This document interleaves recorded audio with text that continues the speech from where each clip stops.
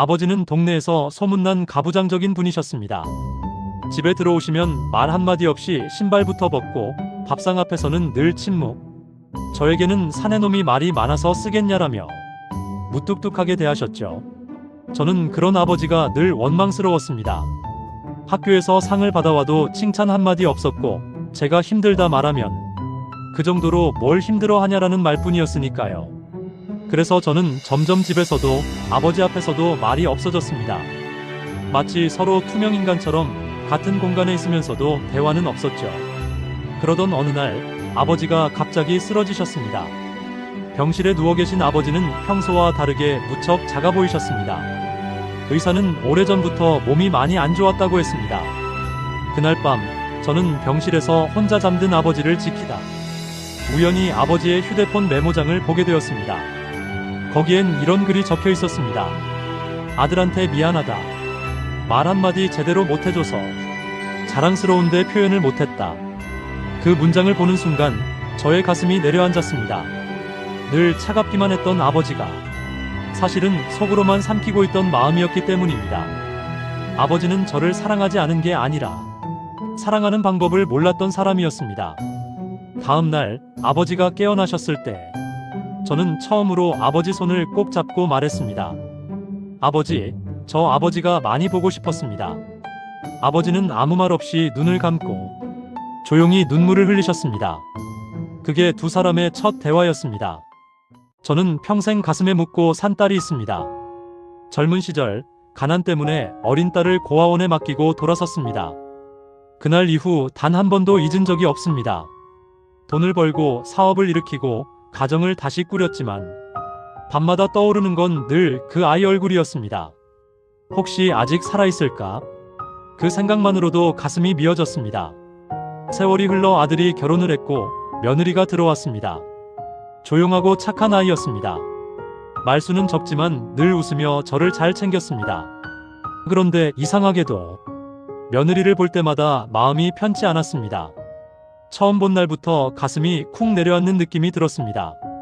어디선가 본 얼굴, 낯설지 않은 눈빛. 어느 날 오래된 앨범을 정리하다 젊은 시절 사진을 발견했습니다. 그리고 그 속에 있던 어린 딸의 얼굴을 보는 순간 손이 덜덜 떨렸습니다. 사진 속 아이와 지금 제 앞에 서 있는 며느리 얼굴이 너무도 닮아 있었기 때문입니다. 불안한 마음에 몰래 며느리의 출생 기록을 확인했습니다. 그리고 저는 그 자리에서 주저앉고 말았습니다. 며느리는 제가 평생 찾던 바로 그 딸이었습니다.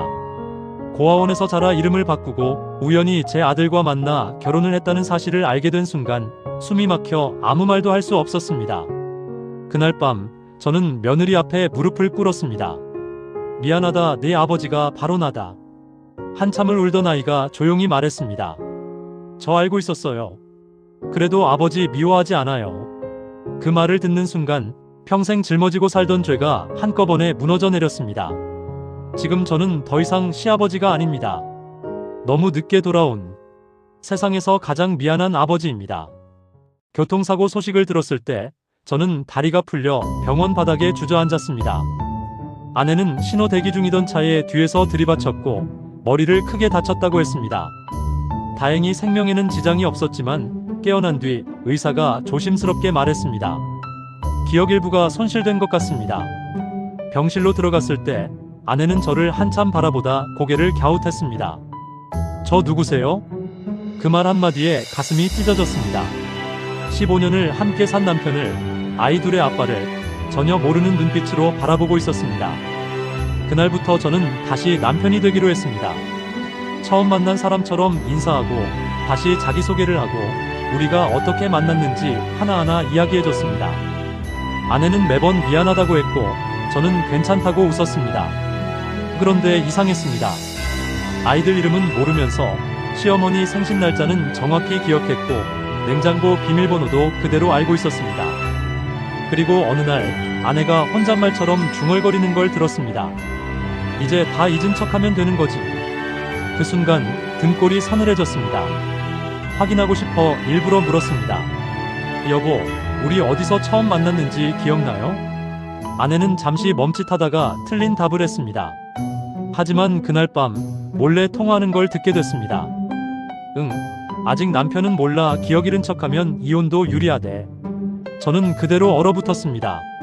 알고 보니 사고 전 아내는 이미 다른 남자를 만나고 있었고, 사고를 계기로 기억상실을 연기해 위자료 없이 이혼하려던 겁니다. 다음 날 저는 아무 말 없이 변호사를 만났고, 통화 녹음과 CCTV, 병원 기록까지 모두 모았습니다. 그리고 가족들이 모인 날 조용히 말했습니다. 여보, 사실 당신 기억 다 돌아온 거 나 알고 있어. 아내 얼굴이 하얗게 질렸습니다.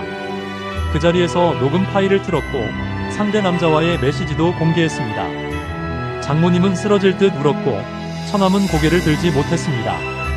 결국 이혼은 제가 유리하게 진행됐고 아이들 양육권도 제가 가져왔습니다. 위자료와 재산 분할까지 모두 정당하게 받았습니다. 병원에서 처음 저를 못 알아보던 그 눈빛, 그게 진짜 기억 상실이 아니라 계산이었다는 걸 생각하며 지금도 마음이 서늘합니다. 사랑보다 무서운 건 거짓 연기였습니다. 남편은 늘 주말만 되면 바빴습니다. 동호회 모임이 있어. 회사 선배를 만나야 해. 결혼 20년 동안 저는 그 말을 의심하지 않았습니다.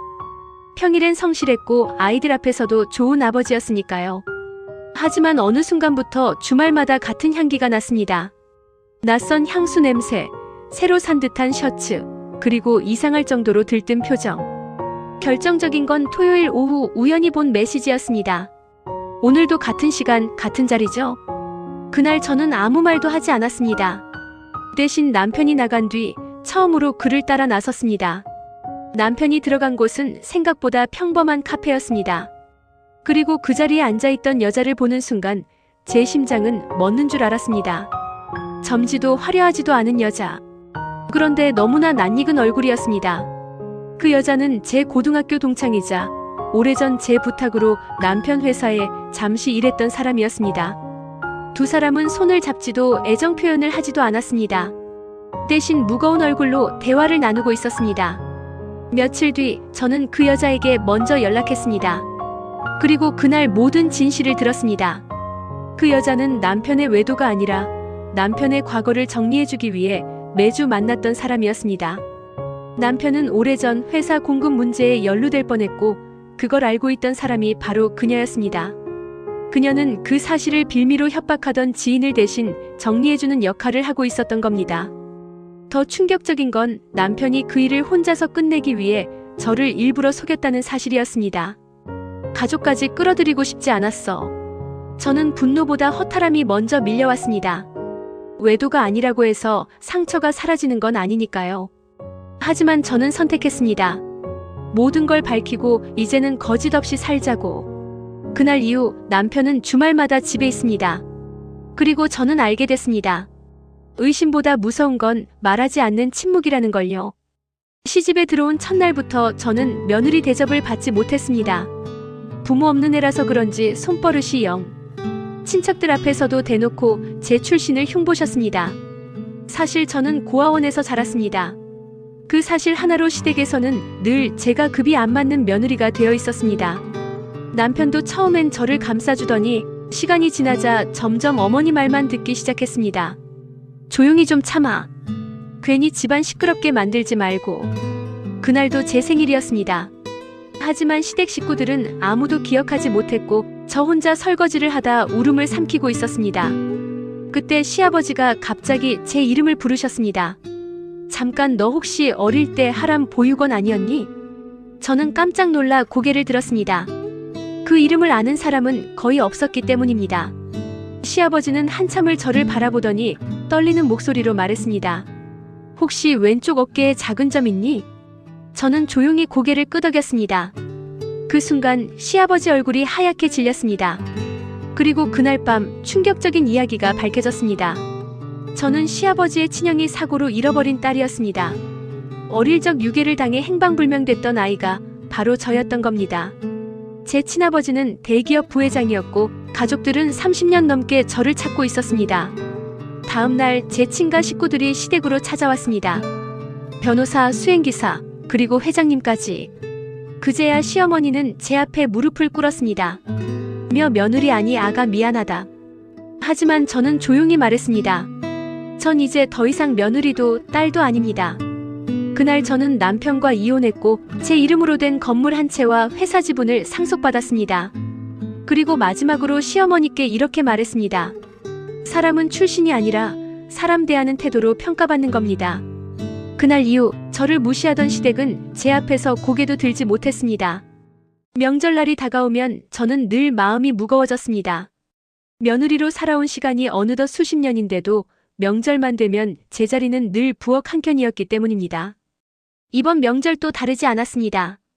새벽부터 일어나 전을 부치고 국을 끓이며 분주히 움직였지만 누구 하나 수고한다는 말은 없었습니다.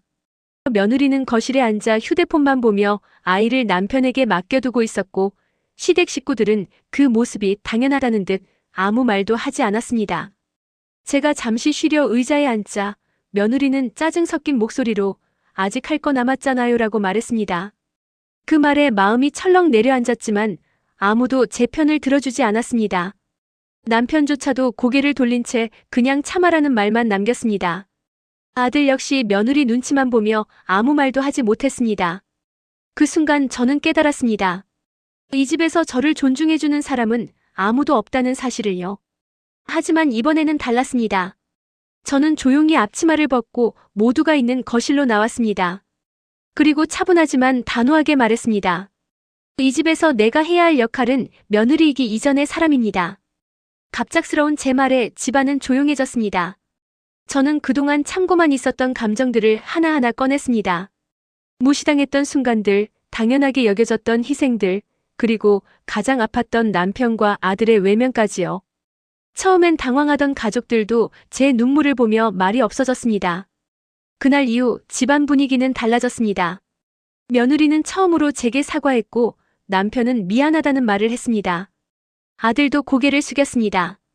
저는 더 이상 참고만 사는 사람이 아니라 제 목소리를 낼 수 있는 사람이 되었습니다.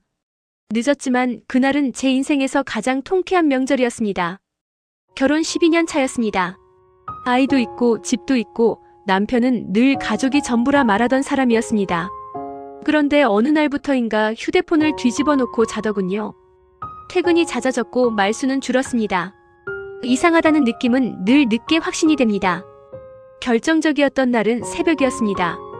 남편의 휴대폰 알람이 울렸고 화면에 뜬 이름은 제가 아니었습니다. 그 순간 가슴이 쿵 내려앉았지만 저는 소리도 내지 않았습니다. 대신 모든 걸 확인했습니다. 메시지, 사진, 통화 기록까지요. 바람이었습니다. 그것도 단순한 실수가 아니라 계획적인 배신이었습니다. 다음날 남편은 아무렇지 않게 말했습니다. 우리 이혼하자. 미안하다는 말도 아이에 대한 걱정도 없었습니다. 오히려 본인은 당당했고 저에게 이해를 요구하더군요. 그 순간 울지 않기로 마음먹었습니다. 울면 지는 싸움이라는 걸 그때 처음 알았습니다. 저는 바로 움직이지 않았습니다. 대신 기록했습니다. 증거를 정리했고 재산 흐름을 확인했고 아이 양육 계획을 세웠습니다. 그리고 조용히 전문가를 만났습니다. 남편은 제가 아무것도 모르는 줄 알았겠죠. 여전히 큰 소리쳤고 재산은 반반이면 되는 거 아니냐며 웃었습니다. 조정날 판사 앞에서 저는 처음으로 입을 열었습니다. 증거는 차분했고 설명은 명확했습니다. 아이 양육 환경, 남편의 책임 회피, 외도 기간까지요. 남편의 얼굴이 그제야 굳었습니다. 그가 믿던 대충 넘어갈 이혼은 없었습니다. 결과요? 아이는 제가 키웁니다. 양육비는 정해진 금액보다 더 받게 되었고 재산 분할에서도 남편이 생각한 그림은 완전히 깨졌습니다. 무엇보다 중요한 건 저는 더 이상 피해자가 아니라는 사실이었습니다. 이혼은 패배가 아니었습니다. 배신한 사람은 자유를 얻지 못했고 저는 제 인생을 되찾았습니다. 그게 제가 한 참교육이었습니다. 결혼 20년째 저는 남편만 믿고 살았습니다. 아이 키우고 시댁 챙기고 남편 뒷바라지 하느라 제 인생은 늘 뒤로 미뤘지요. 그런데 어느 날 남편 휴대폰에서 낯선 여자 이름이 계속 울리더군요. 처음엔 모른 척했습니다. 믿고 싶었으니까요. 하지만 퇴근이 늦어지고 향수 냄새가 배어오고 거짓말이 늘어날수록 제 마음은 조용히 무너지고 있었습니다. 결국 증거를 잡았습니다. 출장이라던 날 그 여자와 호텔에 들어가는 사진까지. 그날 밤 저는 울지 않았습니다. 대신 차분히 준비하기 시작했습니다. 남편 명의로 돼 있던 재산, 제가 몰래 정리해 두었던 통장 내역, 그 여자에게 쏟아부은 카드 사용 기록까지 모두 모았습니다. 그리고 어느 날 가족들 다 모인 식사 자리에서 조용히 말했습니다. 당신 이 여자랑 언제부터 만났어? 식탁 위에 사진과 서류를 올려놓는 순간 남편 얼굴이 하얗게 질리더군요. 그 자리에서 시부모님, 아이들, 형제들 앞에서 남편의 외도와 거짓말이 모두 드러났습니다. 그리고 저는 마지막으로 말했습니다. 이혼 서류 이미 준비했어요. 재산 분할은 법대로 하죠. 당신이 바람 피우는 동안 난 당신 인생 정리해놨거든요. 그날 이후 남편은 집에서도 회사에서도 체면을 잃었고 그 여자와도 결국 헤어졌습니다. 사람들은 제가 독하다고 했지만 저는 처음으로 제 인생을 지킨 것뿐이었습니다. 참고만 살던 여자는 사라졌고 이제 저는 누구 눈치도 보지 않고 제 이름으로 살아가고 있습니다. 부모님을 모시지 않겠다고 처음 들었을 때 사실 저는 아무 말도 하지 않았습니다. 오빠는 늘 그랬으니까요. 명절에도 얼굴 한번 비추지 않으면서 부모님 집이 얼마인지 통장은 어디에 있는지만 유독 관심이 많았습니다.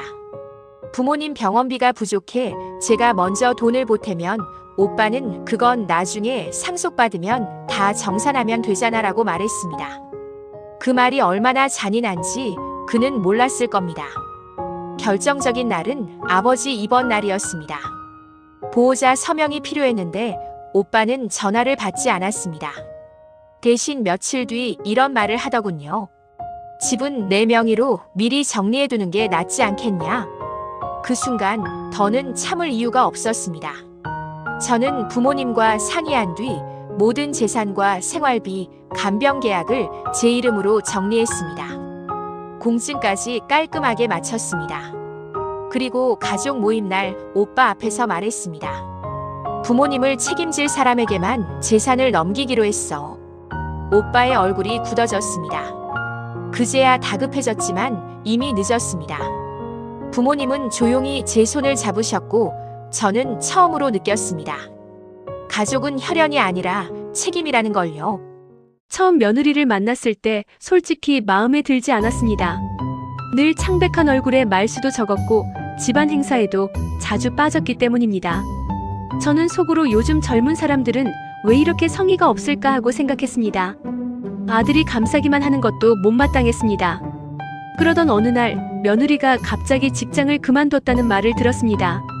이유를 물어도 몸이 조금 안 좋아서요라는 말뿐이었습니다. 저는 그저 핑계라고 여겼습니다. 그런데 이상하게도 며느리는 아들이 퇴근하기 전에 늘 따뜻한 밥을 차려놓고 주말이면 제 병원 예약까지 챙겼습니다. 몸이 안 좋다면서도 가족을 챙기는 모습이 이해되지 않았습니다. 결정적인 사건은 제가 쓰러졌을 때였습니다. 급히 병원으로 실려갔는데 수술을 받지 않으면 위험하다는 말을 들었습니다. 가족 모두가 당황한 순간 며느리가 조용히 의사를 불러 따로 이야기를 나누었습니다. 그리고 그날 바로 수술이 진행됐습니다. 나중에 알게 된 사실은 충격이었습니다. 며느리가 이미 오래전부터 불치병 판정을 받고 치료를 미루고 있었다는 것이었습니다. 이유를 묻자 며느리는 웃으며 말했습니다. 어머님 수술비가 먼저였어요. 저는 조금 늦어도 괜찮으니까요. 그 순간 아무 말도 할 수 없었습니다. 제가 그토록 못마땅하게 여기던 며느리는 자신의 시간을 깎아 가족을 지키고 있었던 것입니다. 더 놀라운 반전은 그 다음이었습니다. 며느리는 몰래 보험과 적금을 정리해 아들 앞으로 남겨두고 있었습니다.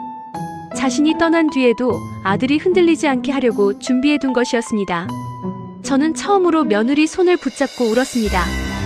왜 이런 걸 혼자 견뎠니라고 묻자 며느리는 담담하게 말했습니다. 가족이니까요. 그날 이후 저는 결심했습니다. 남은 시간 동안 며느리가 가족의 사랑 속에서 살게 하겠다고요. 더 이상 숨지 않도록 이제는 우리가 며느리의 버팀목이 되어주기로 했습니다. 뒤늦게 깨달았습니다. 가장 강한 사람은 늘 조용히 사랑을 실천하는 사람이라는 것을요. 결혼하고 나서 가장 힘들었던 건 남편보다도 시누이였습니다. 처음 만난 날부터 저를 위아래로 훑어보며 생각보다 평범하시네요 라는 말을 아무렇지 않게 하더군요. 명절이면 제 음식만 꼭 집어 맛이 싱겁다 짜다 평가했고 시댁 모임에선 제 말이 끝나기도 전에 끼어들어 웃음거리로 만들곤 했습니다. 저는 그저 참고 또 참았습니다. 괜히 분위기 망치기 싫어서 남편 힘들까 봐서요. 하지만 속은 매번 문드러졌습니다. 그러던 어느 날 남편 회사가 구조조정 소문에 휩싸였고 집안 분위기도 뒤숭숭해졌습니다. 시누이는 여느 때보다 말수가 줄더니 저를 피하는 듯 보였죠. 이럴 때까지 나를 무시하네라는 생각에 마음이 더 상했습니다. 며칠 뒤 뜻밖의 전화 한 통을 받았습니다. 은행에서 제 이름으로 대출이 승인됐다는 연락이었습니다. 저는 깜짝 놀라 부랴부랴 은행으로 달려갔고 그곳에서 믿기 힘든 사실을 알게 됐습니다. 제 이름으로 신청된 건 대출이 아니라 보증해지 통지였고 그 보증인은 다름 아닌 시누이였습니다. 알고 보니 제가 결혼 초기에 남편 사업 자금 때문에 모르게 서명했던 연대보증이 있었고 시누이가 그 사실을 알게 되자 조용히 움직였던 겁니다. 저 몰래 법무사 찾아가 서류를 정리하고 혹시라도 제가 빚더미에 앉을까봐 자신의 신용을 담보로 보증을 옮겨둔 것이었습니다. 그날 시누이를 찾아가 떨리는 목소리로 물었습니다. 왜 저한테 말 안 하셨어요? 그러자 시누이는 한숨을 쉬며 이렇게 말하더군요. 괜히 말하면 내가 더 불안해할까봐. 난 표현이 서툴러서 그래. 순간 그동안의 서러움이 한꺼번에 터져 눈물이 쏟아졌습니다. 괴롭힘이라 생각했던 말투와 태도 뒤에 사실은 가족으로 받아들이는 방식이 서툴렀던 사람이었던 겁니다. 그날 이후 시누이와 저는 달라졌습니다. 말수는 여전히 적지만 서로를 진짜 가족으로 대하게 됐습니다. 사람의 마음은 겉모습만 보고 판단하면 안 된다는 걸 저는 그때 처음 알았습니다. 결혼하고 5년째 제 남편은 참 무뚝뚝한 사람이었습니다. 말수도 적고 퇴근하면 늘 소파에 앉아 TV만 보거나 핸드폰만 들여다봤죠. 여보하고 불러도 응 한마디면 끝이었고 손 한번 잡아준 적도 드물었습니다. 처음엔 원래 성격이 그런가 보다 했습니다. 그런데 시간이 갈수록 마음이 너무 서운해지더군요. 같이 있어도 혼자인 기분, 이 사람은 나를 사랑하긴 하는 걸까? 그 생각이 머릿속에서 떠나질 않았습니다. 어느 날 결국 참지 못하고 말했습니다. 당신 나한테 왜 이렇게 무관심해요? 같이 살아도 남보다 못한 것 같아요. 그랬더니 남편은 잠시 아무 말도 하지 않더군요. 그리고는 고개를 숙인 채 아주 낮은 목소리로 말했습니다. 미안해 근데 사실 나 시한부래. 순간 귀를 의심했습니다. 장난인가 싶었는데 남편은 병원 진단서와 약봉지를 꺼냈습니다. 말기 암 길어야 1년이라는 말이 적혀 있었습니다. 그 자리에서 다리가 풀려 주저앉고 말았습니다. 남편은 그제야 왜 무뚝뚝했는지 말해주었습니다. 정이 깊어질수록 내가 떠난 뒤 당신이 더 힘들까봐 차라리 차갑게 굴면 덜 아플 거라 생각했답니다. 자신 때문에 제가 무너질까봐 일부러 거리를 둔 거였죠. 그 순간 그동안 쌓였던 서운함이 눈물과 함께 한 번에 무너져 내렸습니다. 왜 그런 바보 같은 생각을 해요? 그렇게 말하면서도 제 손은 이미 남편의 손을 꼭 붙잡고 있었습니다. 그날 이후 저는 결심했습니다. 남은 시간을 울면서 보내지 않겠다고요. 아침마다 사랑해요라고 말하고 매일 손을 잡고 사진도 찍고 작은 여행도 다녔습니다. 남편은 그제야 조금씩 웃기 시작했습니다. 그리고 1년이 지났습니다. 기적처럼 남편은 아직 제 옆에 있습니다. 의사도 놀랄 만큼 병이 더디게 진행되고 있답니다. 아마 사랑이 만든 기적이겠죠. 무뚝뚝했던 남편은 사실 세상에서 가장 따뜻한 사람이었습니다. 표현하지 않았을 뿐 저를 누구보다 깊이 사랑했던 사람이었죠. 아파트 단지 앞에서 매일같이 파지를 주우시던 할머니가 계셨습니다. 비 오는 날에도 무더운 여름에도 늘 같은 손수레를 끌고 다니셨죠. 주민들은 속으로 안쓰럽다면서도 정작 다가가 말을 거는 사람은 거의 없었습니다. 그런데 어느 날부터 이상한 소문이 돌기 시작했습니다. 관리사무소 직원이 할머니를 보고 갑자기 허리를 굽혀 인사를 했다는 겁니다. 주민들은 설마 친척인가 하며 대수롭지 않게 넘겼죠. 며칠 뒤 단지 전체가 술렁일 사건이 터졌습니다. 재건축 설명회가 열리는 날 검은 세단 여러 대가 단지 앞에 줄지어 섰고 정장을 입은 사람들이 회의실로 들어왔습니다. 그 순간 맨 앞자리에 앉은 사람이 바로 그 파지 줍던 할머니였습니다. 주민들은 처음엔 눈을 의심했습니다. 하지만 사회자가 또렷하게 말했습니다. 이번 재건축 사업의 최종 결정권자이신 회장님이십니다. 순식간에 얼어붙었습니다. 그 할머니는 천천히 마이크를 잡고 말씀하셨습니다. 제가 파지를 주운 건 돈이 없어서가 아닙니다. 사람들이 어떻게 살아가는지 직접 보고 싶어서였습니다. 그날 이후 할머니의 정체는 단지의 전설이 됐습니다. 무시하던 사람들은 고개를 숙였고 한 번이라도 인사 건넸던 주민들은 오히려 따뜻한 말을 들었습니다. 할머니는 마지막으로 이렇게 말했습니다. 사람은 겉모습으로 판단하면 안 됩니다. 그리고 남을 무시한 말과 행동은 언젠가 반드시 돌아옵니다. 그날 이후 단지에는 파지를 줍는 할머니가 보이지 않았습니다. 대신 사람들은 알게 됐죠. 진짜 부자는 돈이 아니라 품격이라는 것을요.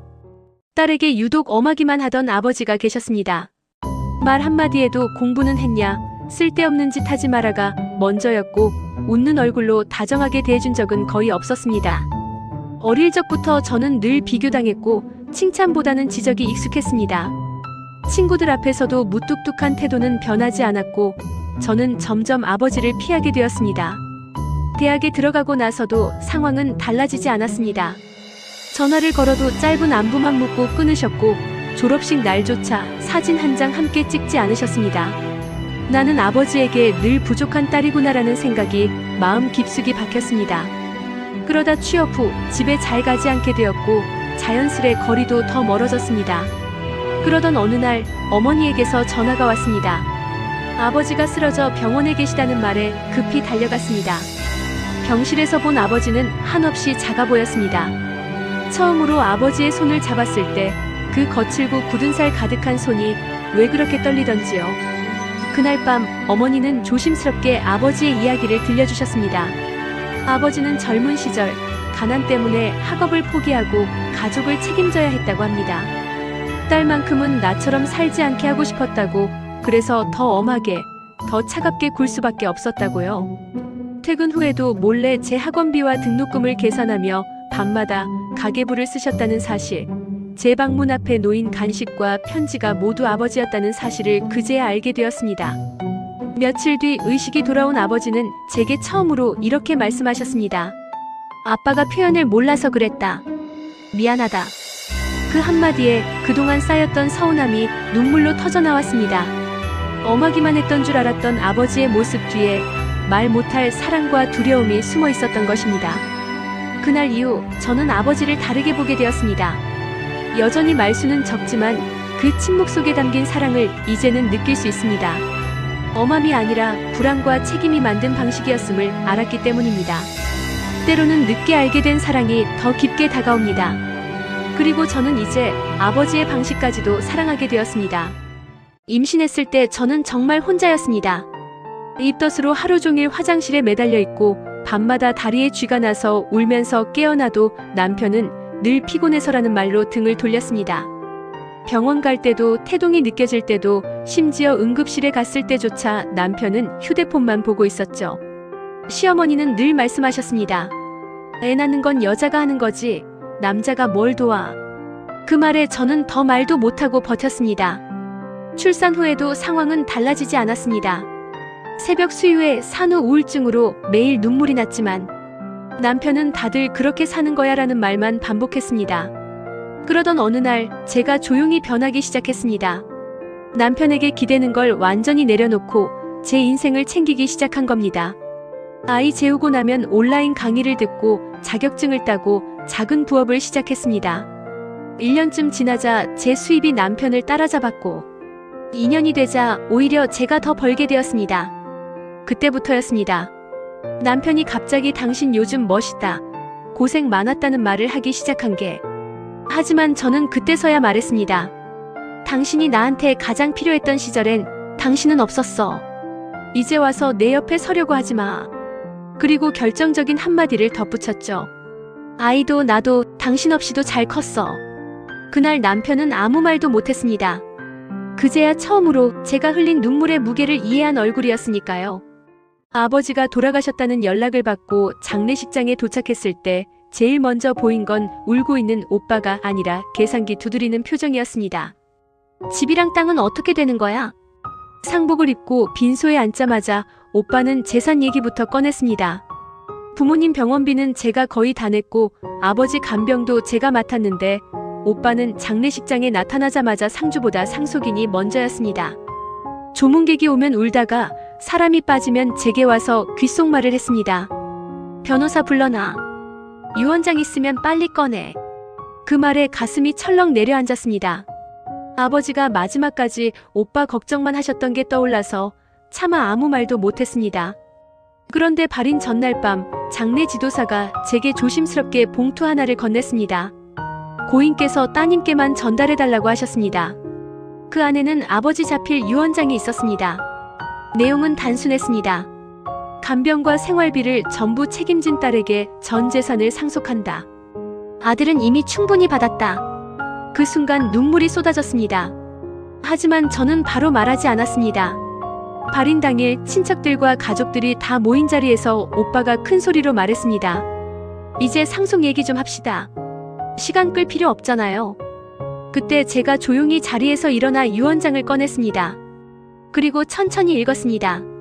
조문객들 앞에서, 친척들 앞에서, 모두가 듣는 자리에서요. 글자를 읽어 내려갈수록 오빠 얼굴이 하얗게 질려갔습니다.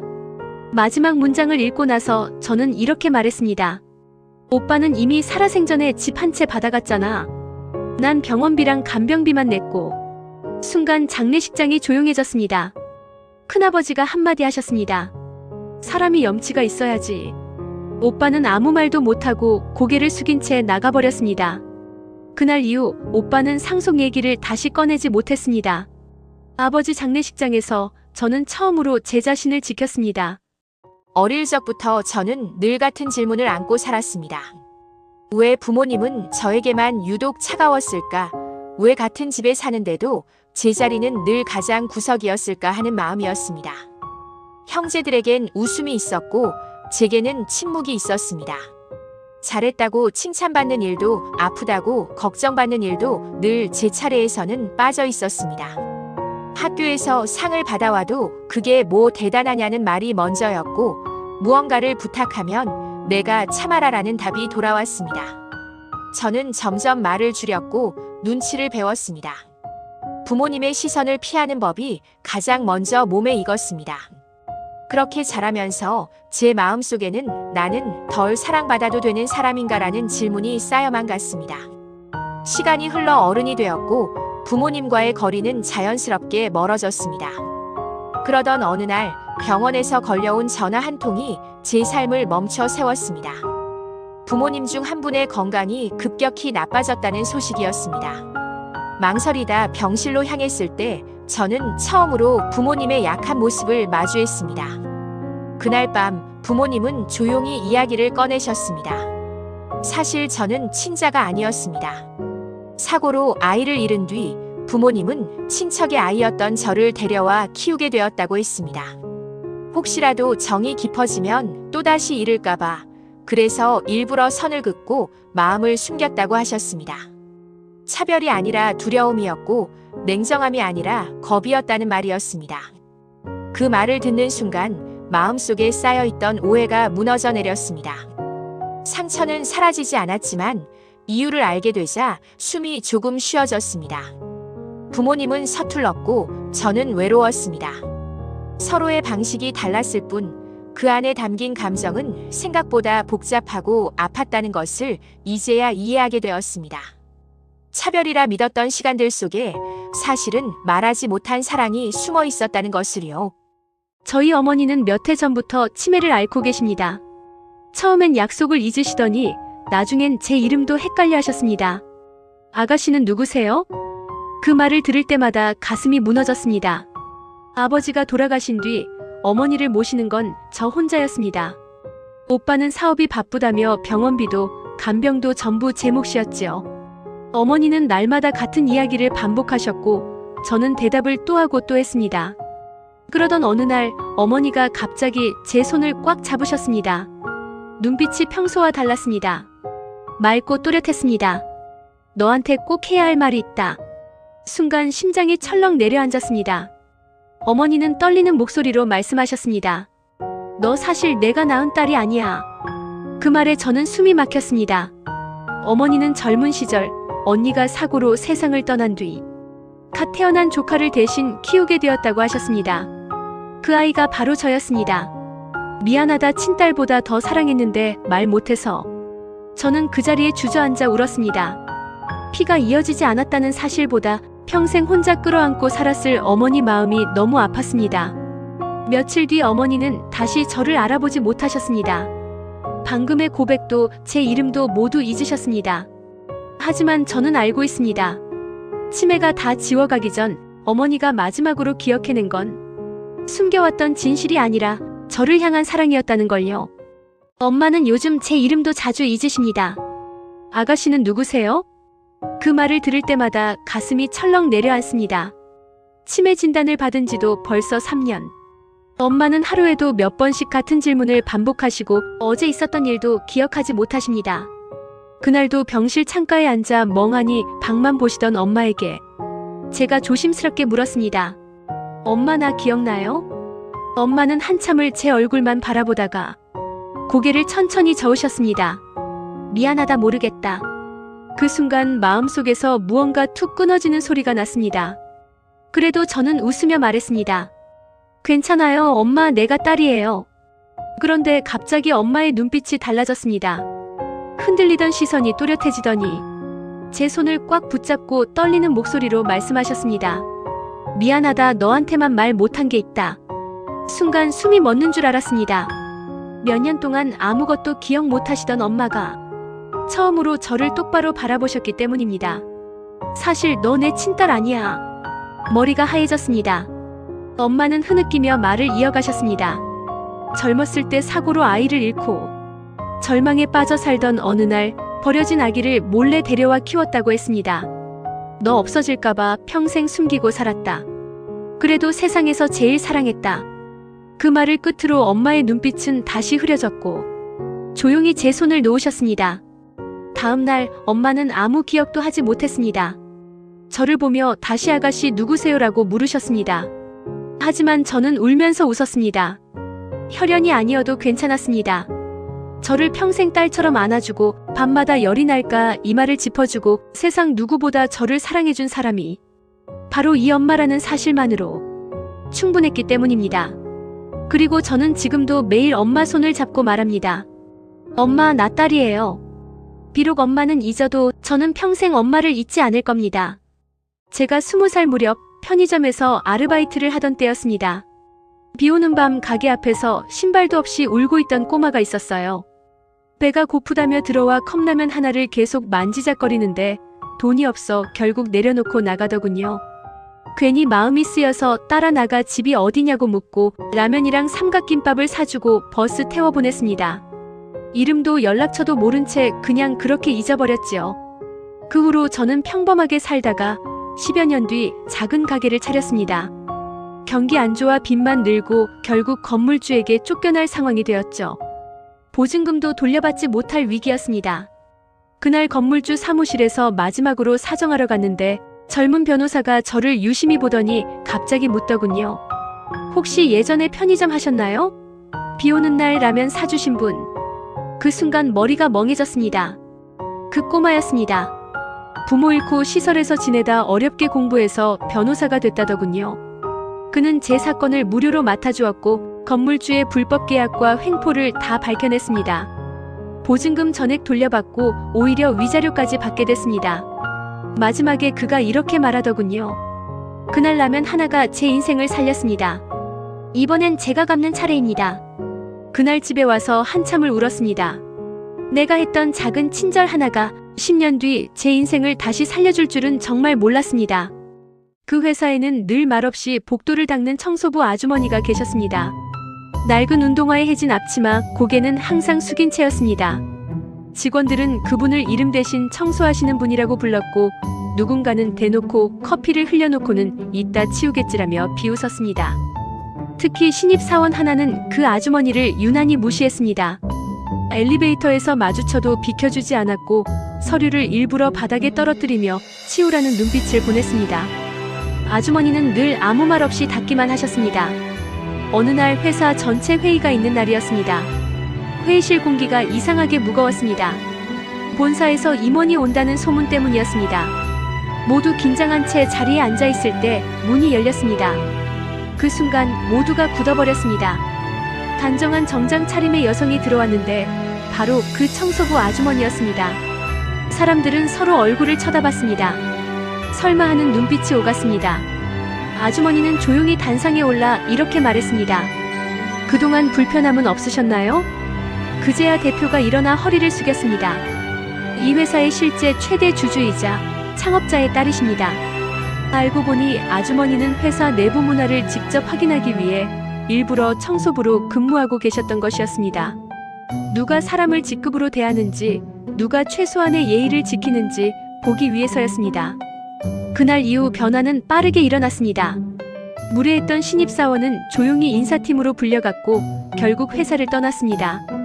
반대로 늘 먼저 인사하던 직원은 중요한 프로젝트를 맡게 되었습니다.